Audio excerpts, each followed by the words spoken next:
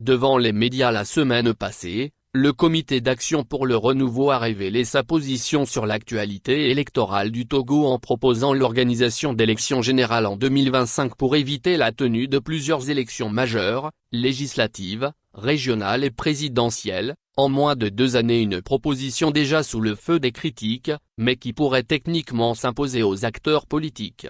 Dans l'histoire politique du Togo, le Comité d'action pour le renouveau est réputé pour son sens à anticiper sur certains événements. Avec son fondateur, Feu Momadji Aovi-Aboyibo, le parti dit des déshérités s'est toujours démarqué du lot en adoptant des positions flexibles lorsque les discussions avec le parti au pouvoir, RPT UNIR, se retrouvent au point mort.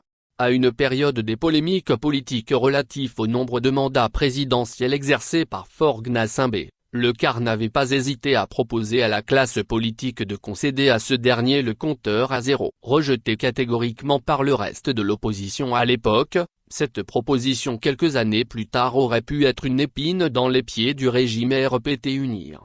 La nouvelle idée d'élection générale en 2025 avancée par le CAR, tout en étant surprenante car venant d'un parti d'opposition, n'est pas absolument absurde. D'abord, sur l'aspect purement technique, il est enjoint à la Commission électorale nationale indépendante, CENI, d'organiser les élections législatives et régionales au plus tard fin mars 2024. Alors que le mois de janvier 2024 tend déjà à sa fin, aucun chronogramme officiel n'est établi jusqu'à présent pour les dites élections.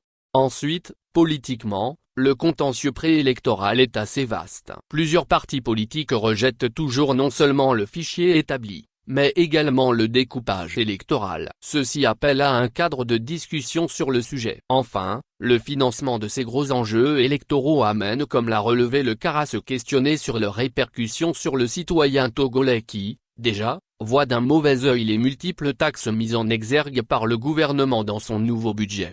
L'histoire donnera-t-elle encore raison au CAR? Les Togolais ne tarderont pas à avoir la réponse à cette interrogation.